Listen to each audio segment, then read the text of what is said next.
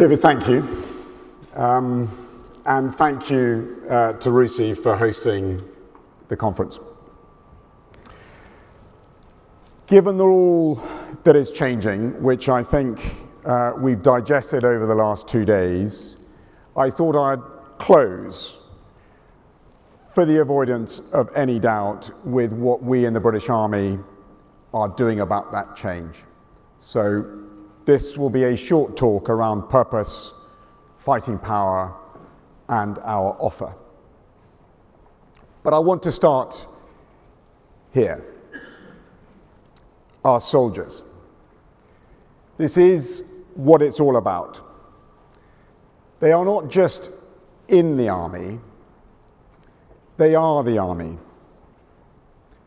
They are the competitive advantage, the single point of difference to any army that I've worked with or squared up against.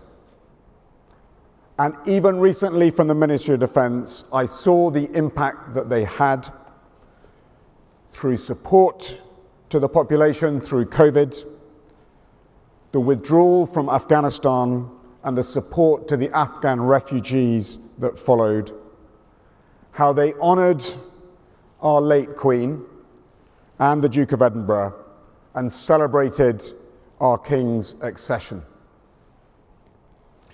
From rescuing Britain's fleeing Sudan and supporting Ukraine's armed forces in their hour of need. As General Zelensky said, evil has drawn near and it is out to kill. So by any measure, these are challenging times, and their stoical forbearance in the face of that is legendary. And we have a long and proud tradition of making people better through service. Be the best is not just a recruiting slogan, it's a creed. You can join with so little, but through merit and effort, you can change your life and that of your families in a single generation. I'm incredibly proud of them and the contribution they make to our nation. But I want to make clear that ultimately, for me, the key measurement is the fighting power we generate for defence. That combination of winning conceptual thinking, moral will, and the physical capability in their hands that means any British land force needs to be able to destroy a force at least 3 times its size. And that's what ensures that we are secure at home and strong abroad. So let me start with 2 personal observations that frame my position. Firstly, I do think we have struggled to shake a big army mindset, where some still believe that raw troop numbers determines our fighting power. And as the Chief of the Defence said this morning, the answer to our problems are more troops and more money and more time. And I think that is out of date. We are, in fact, a medium-sized army, and we should embrace that as the catalyst that drives even greater integration for a more powerful joint force. Our selling point from that perspective, perhaps and uniquely from the land, is to help that joint force, NATO, set up for the unfair fight. So unfair to our advantage that no one would dare to go to war against us or our allies and partners. But if they did, they would be met with such devastating lethality that they would be decisively defeated in the first battle and would be denied a strategy of a quick war. And the strategic dilemma is, do they make the first move? The second observation is the paradox of how we think about the future but fight in the past. For example, our futures teams of concepts and doctrine writers, scientists and academics all think deeply and correctly about ways to win in the future. And that drives the capability investment decisions that result in programs. And those can take decades to deliver. And it is only when they are close to fielding those new systems do our trainers adapt the field manuals to teach those new winning ways. There can therefore be a gap of between 20 years between what is thought and what is taught. And it is no wonder, to my mind, why we are criticized for always being ready for the last war. And with the pace of technological change today, that should be nearer 20 weeks and 20 minutes for urgent adaptation in combat. And now, to be fair, my predecessor and his command group recognized much of this and responded. So I must pay tribute to them for 4 really and perhaps generational significant contributions to our modernization. Firstly, in settling the Army's purpose on fighting and winning. Supremely clear. Second, they commissioned and published new doctrine to drive how to fight, what's thought, the firmware that now needs to be taught, if you will. It has been thoroughly peer-reviewed and war-gamed, and many of you here in the room, allies and academics, have taken part in that. It's much, much more right than wrong, and I'm glad to say that Alex Turner and his team are already turning that into field manuals now, which is good. Third, they birthed the land training system, which I think is a really profound and progressive change, pioneered by Chris Barry and his team in how we train. More importantly, it provides the ready-made spirals for accelerated force modernization, which I think is brilliant. And fourthly, they put in place a program that modernizes our main fighting systems over time. And that has catalyzed the re-emergence of a land industrial base, that has strengthened our strategic foundations, and it has generated an exciting export market that is already beginning to deliver, which is excellent. But, and there was always going to be a but, because it will take more time than I think we have for those new fighting systems to be fielded at scale in our fighting formations, we must be realistic that if called to battle before then, it will be with much of the old hardware, and we will have to work within the limits of their stockpiles and their logistics support systems.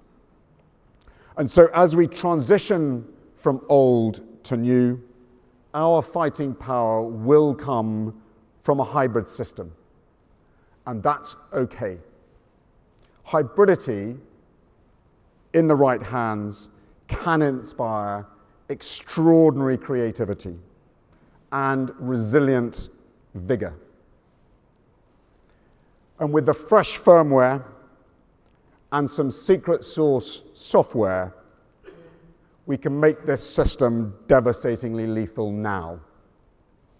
Which is why my conclusion to the challenges presented over the last 2 days is to accelerate aspects of our modernization to field formations that are much more powerful and earlier than the current program plans. And I know John Swift and Lizzie Faithfull-Davis are quietly groaning and dying inside at the requirements that's about to land, but I know they can do it. And whilst there are numerous challenges, which I do not wish away for a second, what I'm saying is not science fiction or just management speak. The armed forces of Ukraine, under General Zaluzhny and now under General Syrskyi, have demonstrated, for example, what can be done from the land with a hybrid system. You've heard his soldiers sank ships, forcing the Russian fleet back to port. His soldiers held the Russian Air Force at reach and do their best every day to shoot down missiles and drones. And let us not forget, it was his soldiers who inspired barely trained civilians in a matter of days to stop a Russian army dead in its tracks as it made for Kyiv, let alone the devastating lethality in the offense and the defense that many have spoken of. And that's what they've done. Just imagine what we could do with the same mindset. And it starts, of course, with the winning idea.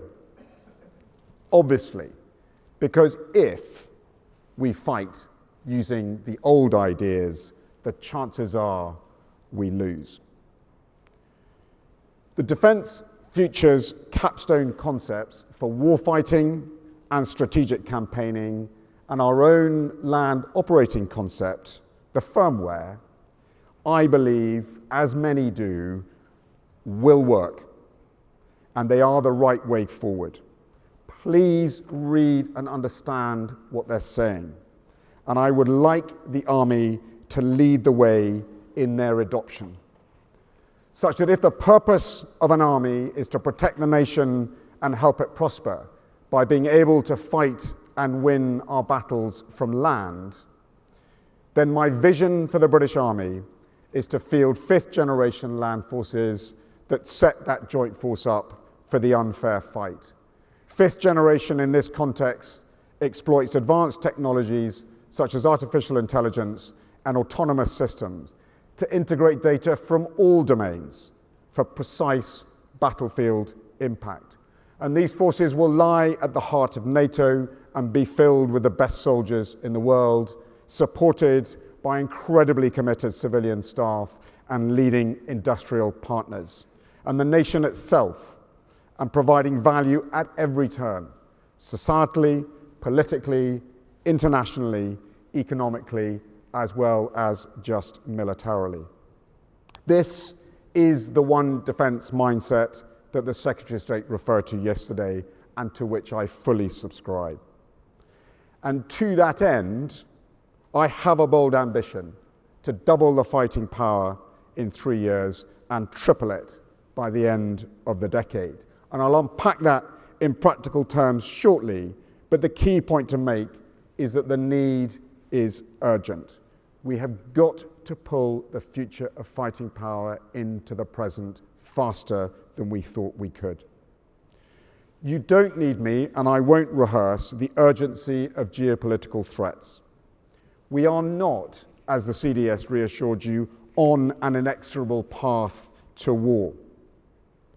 But in an increasingly volatile world, we must restore and communicate through all our words, deeds, and actions credible hard power to underwrite deterrence as well as to manage the crises of the day. This, to my mind, is not just a military strategic imperative, driven by the threat and our own responsibilities under Article 3 of the North Atlantic Treaty. It's also a very practical matter of responding to NATO's ask of us, which is demanding for British land forces, and rightly so.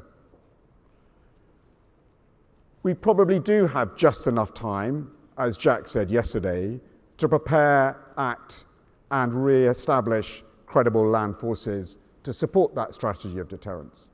And hence, my remedy, as I've said, is to double down on our modernisation to meet that demanding mark.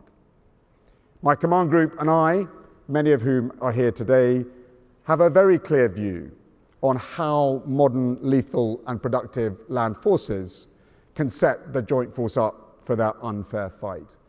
But this relies on both thinking and then doing differently. That way, we get the book value in raw fighting power terms of what NATO needs from the baseline assets we have to work with. Lethality, in this sense, from the land in particular, has been democratized, and the British Army is already responding to this call to arms. The big, bold bet, and this should be of no surprise after the last few days, is on the exploitation of rapidly maturing technologies fueled by artificial intelligence, which leverages the booming technology sector as the catalyst to our modernization. We want an any network, one that is capable of connecting any sensor from any domain, from any partner, to any effector. And this will create that Internet of military things capable of quickly, cleanly, and efficiently integrating sensors and effectors for impact. We will sense twice as far, decide in half the time, deliver effects over double the distance with half as many munitions. Our Ukrainian partners are beginning to do this with great results now, marrying cheap and expendable sensors and effectors to smart software that's coming from British coders. We can double in 3 years with this hybrid system, and then we'll triple it when those new fighting systems come online. In parallel, we must also recognize that tacticians cannot deliver battlefield success alone. Tactics may well win us the first encounter, but on a transparent battlefield, they are understood completely by the end of the second encounter and are unceremoniously unpicked in the third. There is therefore, to my mind, no such thing as a templated tactical solution to a battlefield problem anymore. Today's tacticians must partner with technicians at every level to constantly spiral the system that underpins their fighting power, giving tactics an invaluable configurability and flexibility. Commanders, therefore, must be systems integrators first and foremost, understanding the technology of their lethality as well as the tactical application of it. And this is what some are already beginning to call techcraft, the marriage of fieldcraft and technology. I want to bring academia, science, industry, and technicians, you, into our command posts, prototyping this techcraft at the edge to ensure we have a joint and extroverted approach to doing business. And industry, you know this, we need your help in this one defense endeavor. You are as much a part of our plan as we are of yours, stronger together for each other. You need an intimate understanding of our problems if we are to hack, scavenge, and fix the modern battlefield's challenges together. It's the foxholes on the front line all the way back to the factory floor that others have talked of. And I'm not just appealing to industry. Capital is flowing into the defense sector. Obviously, there's self-interest at play in the form of profit, but that's how our system works. But investors also recognize that a lot is at stake, and we share mutual values in the rules-based system, as well as mutual interests in maintaining it. So I also want to better connect investors of venture and private equity capital to our problems, and not just UK investors. This is a game for all of Europe, for NATO and the Joint Expeditionary Force countries. Importantly, to grow our defense technology ecosystem as a source of strategic advantage. Because if we are to deter an increasingly aligned axis of upheaval, we need to apply all our strengths as a strong democracy against the weaknesses of rigid autocratic regimes. And economies will probably do more than explosives to check those authoritarians and autocrats who seek to ruin our freedom and prosperity. And so as a chief, I recognize my responsibility to help them understand our national security challenges so they can sharpen their investment in the most promising solutions that will double our fighting power in short order and set defense and wider NATO up for that unfair fight. And so as I draw to a close, these are the outputs that I will describe to the Strategic Defence Review team should they ask. I think they will. Our offer to the Joint Force must be based around 3 configurations of employment and 2 of command and control. None of these are mutually exclusive, and all are NATO first and national second. If you will, a 3+2 offer. First, advanced force operations, activities, and investments. Pre-positioned, with positional advantage, acting well in advance of the problems arising. Their power comes from making other people's mass more lethal.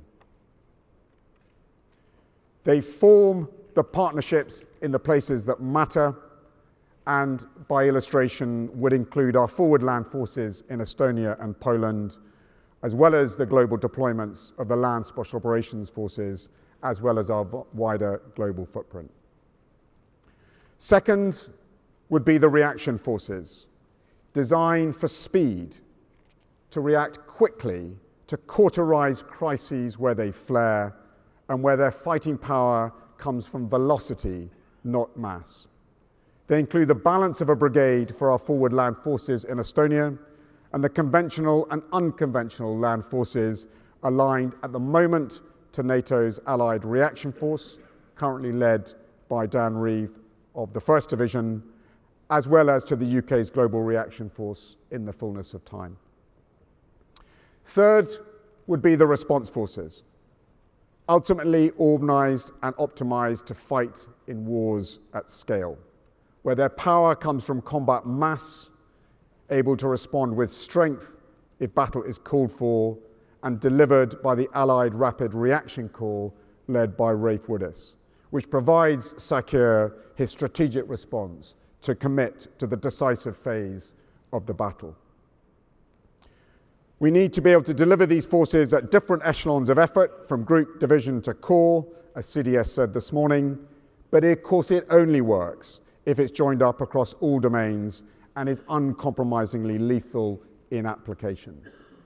Devastating destruction from ever greater distance is the aim. And these 3 employment configurations will be then supported by 2 for command and control. A national land component command led by Mike Elvis, who you heard today, and the UK Standing Joint Command under Charlie Collins, who you also heard from. That Standing Joint Command already supports national resilience, but could underwrite national defence and regeneration. Now, I know for many in the audience that's technical force design jargon, which you'll hold me to account for. So what does it all mean in plain English? This is my point. If we can double and then triple our fighting power, any British land force will be able to destroy an enemy force at least 3 times its size and keep on doing that. And that way, we will have every confidence in being ready and able to fight anyone and win. It will also give our soldiers every reason to stay in the army and to continue adding value to society. Success for me will be when we are defined by others, you, by what we provide for the Joint Force, not by who we are in terms of our internal tribes. And when we are judged by the nation for what we can do, because we're doing it, and not by what we can't do. We on the inside have a clear vision, but this is a much bigger endeavour than just us. And we will need a lot of advocacy and support to make it happen, not least with industry, the defence technology sector, and their investors. But all of you in the media and across societies, and our partners and allies who are here today, who all care so deeply for what we do and ultimately for those who serve in our ranks. So to them and those who you want to help, I say let's do this together. Don't look back. Dangerous times lie ahead, and so we have got to look forward. We have got to hunt for advantage, forage lethality from wherever we can find it, personally, technically, and tactically, and importantly, to blaze a trail for others to follow, because they will. And if you do that, you will have my full support and that of my general staff. Thank you very much for the chance to speak.